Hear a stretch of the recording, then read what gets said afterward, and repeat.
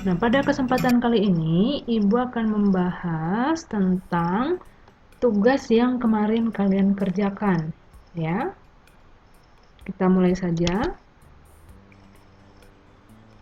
Nah, yang pertama kita akan melengkapi bubble map, ya, tentang perbedaan antara kelajuan dan kecepatan.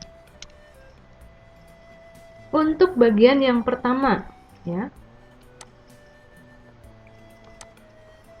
Bagian yang pertama berarti di sini adalah rumusnya. Iya, betul. Rumusnya apa? Oke. V sama dengan S jarak dibagi dengan waktu tempuhnya, ya. Kemudian contohnya apa? Misalnya, mobil bergerak dengan kelajuan 10 meter per sekon, ya. Misalkan mobil melaju dengan kelajuannya 10 meter per sekon, ya. Nah, berikutnya adalah persamaan, ya, antara kelajuan dan kecepatan.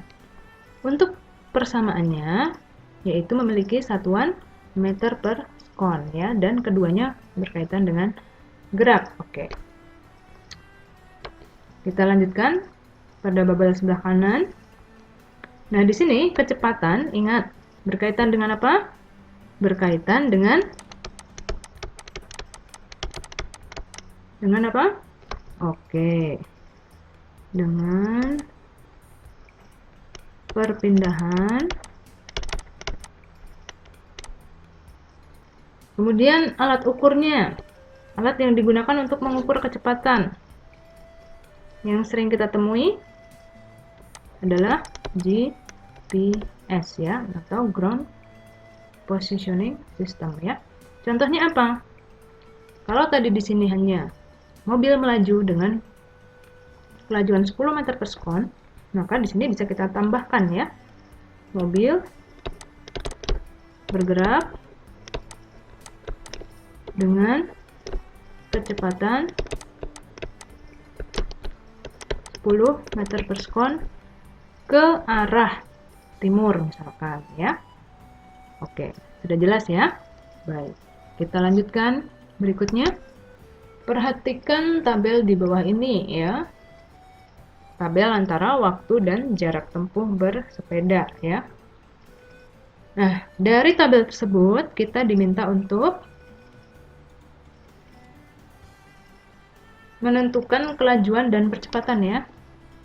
Menentukan kelajuan dan percepatan. Oke. Kita cari dulu percepatan yang pertama pada sekon kedua. Pada sekon kedua berarti ini, ya. Maka kelajuannya adalah V sama dengan S per T. S-nya berapa? Jaraknya yaitu 4 dibagi T-nya 2. Sama dengan 2 meter per sekon, ya. Kita tulis di sini V-nya 2 meter per sekon.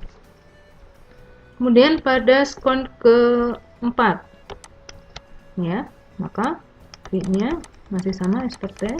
Jarak dibagi waktu, ya, jaraknya adalah 8 dibagi 4 sama dengan 2 meter per sekon. Kemudian pada sekon ke-5, ya, maka V-nya sama dengan masih sama S per T 10 dibagi 5 sama dengan 2 meter per sekon, ya. Kita masukkan di sini pada sekon keempat yaitu 2 meter per sekon, pada sekon kelima yaitu 2 meter per sekon, ya. Kemudian percepatan, ya, berikutnya. Nah, kita ingat lagi konsep percepatan, ya, atau lambangnya adalah A, ya. A itu apa sih? Percepatan itu apa sih? Percepatan merupakan perubahan kelajuan yang terjadi dalam waktu tertentu, ya. Yang disebut perubahan kelajuan adalah ada perubahan kelajuan atau kecepatan pada setiap waktunya. Nah, kalau kita bandingkan di sini ya, di sini pada setiap detiknya kecepatannya tetap ya, tetap atau konstan. Artinya apa? Bahwa jika kelajuannya itu konstan, maka tidak mengalami percepatan ya. Nah, apa yang bisa kita simpulkan dari situ?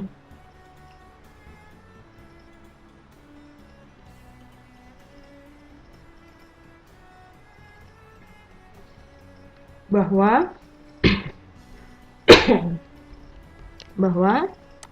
sepeda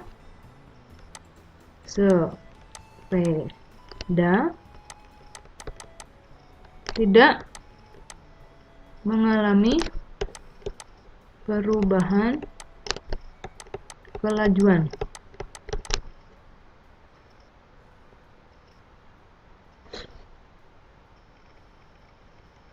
Atau bisa dikatakan kelajuannya tadi konstan ya. Kalau kelajuannya konstan, maka tidak mengalami percepatan ya.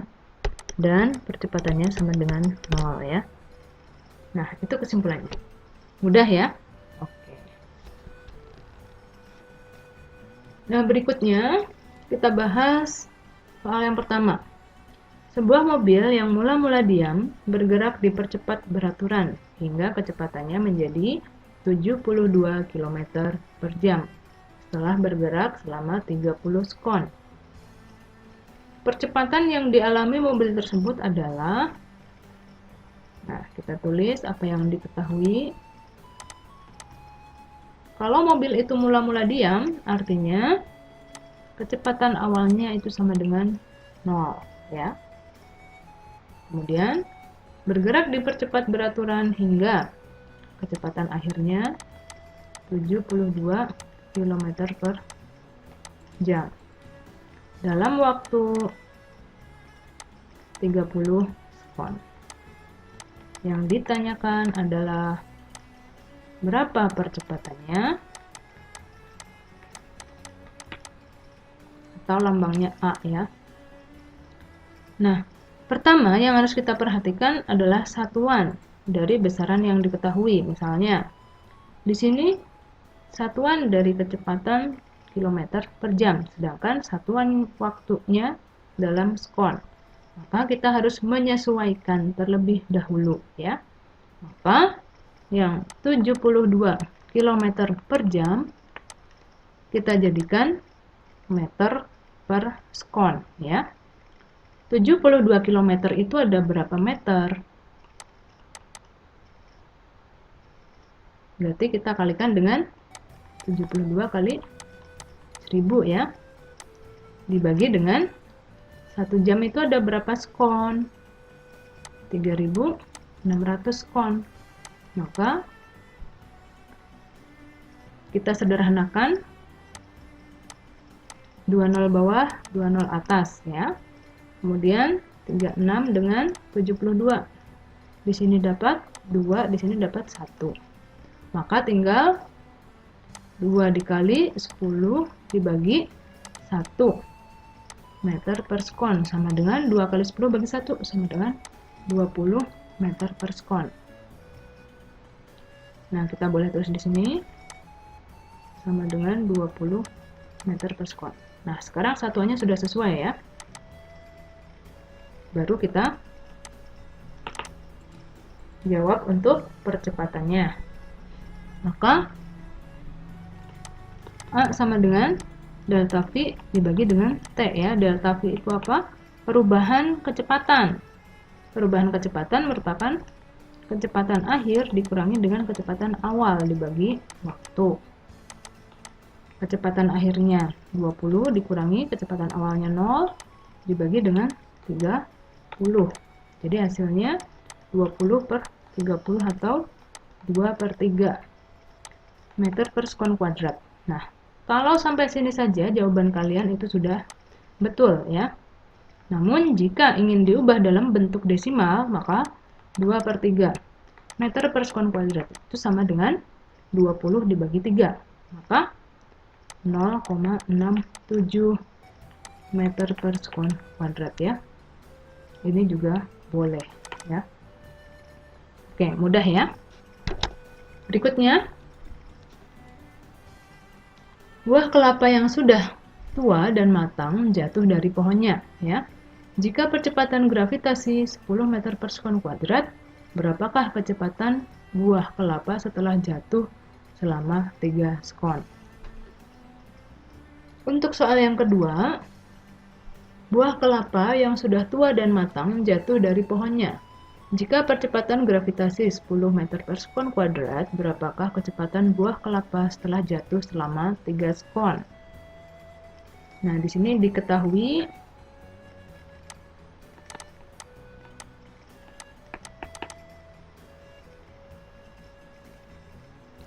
apa saja?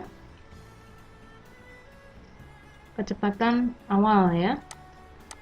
Kecepatan awalnya itu yaitu kecepatan sesaat sebelum buah kelapa itu jatuh, artinya masih menggantung di tangkainya.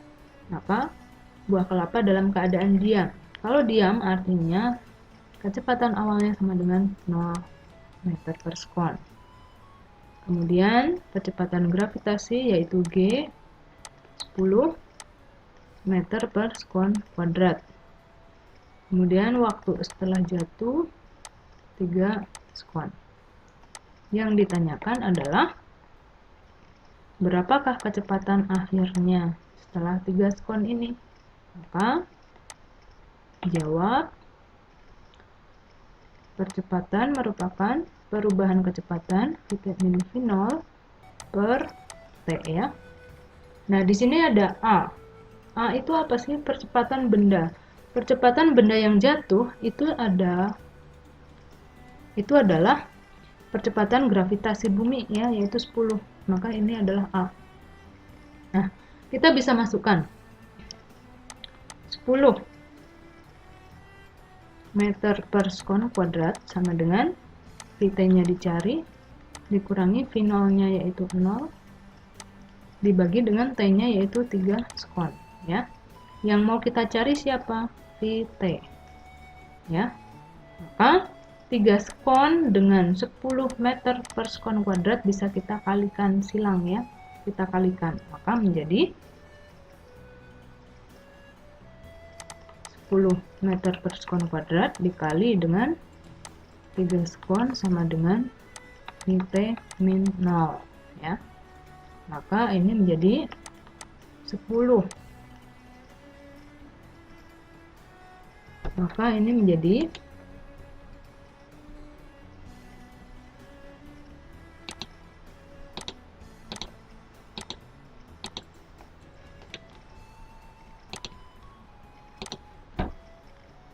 10 meter per sekon kuadrat kali 3. 10 kali 3 berapa? 30 meter per sekon kuadrat kali sekon. Ini sekon, ini sekon. Jadi hasilnya 30 meter per sekon. Ini adalah Vt. Kalau dikurangi 0 artinya tidak mengubah besar nilai ya. Maka Vt-nya bisa kita dapat 30 meter per sekon ya. Atau jadi kecepatan buah kelapa setelah jatuh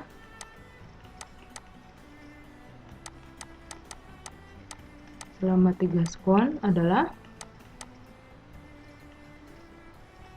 30 meter per sekon ya. Oke, mudah ya. Baik. Nah, berikutnya adalah tentang aksi reaksi ya.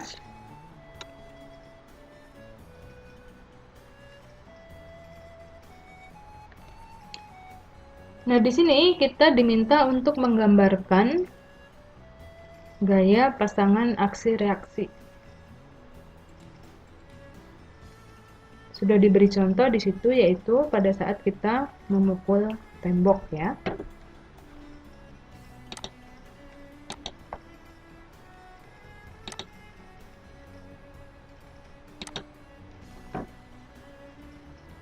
Nah, pada saat tangan kita menghantam tembok, artinya kita memberikan gaya, ya. Yang ini adalah aksinya. Reaksinya yang mana? Yang ada di sebelah kiri. Ini reaksi. Besarnya sama, tapi arahnya berlawanan. Demikian pula pada saat kepala menyundul bola, maka bola menghantam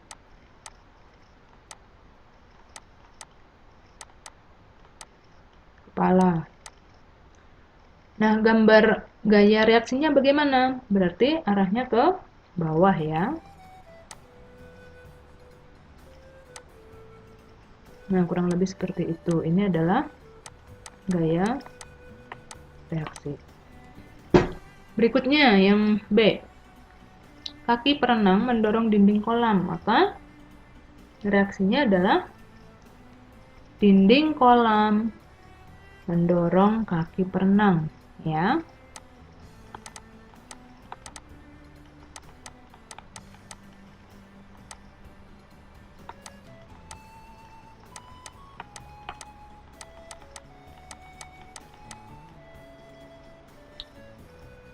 Nah, untuk gambar gaya reaksinya bagaimana? Berarti besarnya sama, arahnya berlawanan.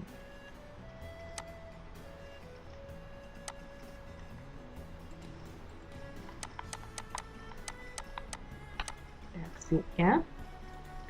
Kemudian bagian yang C, tongkat pemukul menghantam bola, maka reaksinya apa? Bola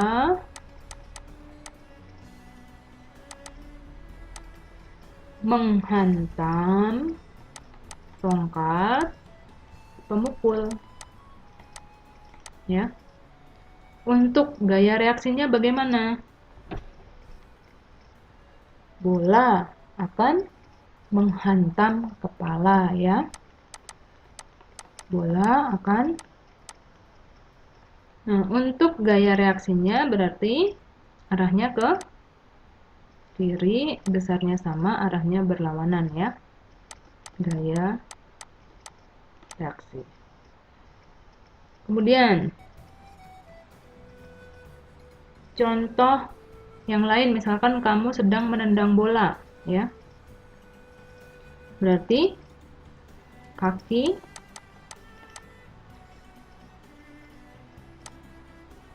menghantam bola dan bola menghantam kaki ya. Kalau kita gambarkan, ini gaya aksi dan gaya reaksinya berlawanan arah, tapi besarnya sama ya. Ini gaya reaksinya. Oke.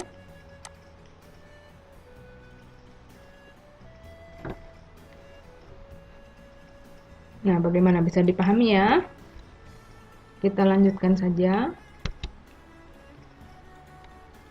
Berikutnya, sebuah balok diletakkan di atas meja seperti pada gambar di bawah. Balok diam dan memiliki berat sebesar 1 Newton. Nah, pernyataan yang sesuai dengan gambar tersebut adalah, nah kita mulai dengan bagian A ya.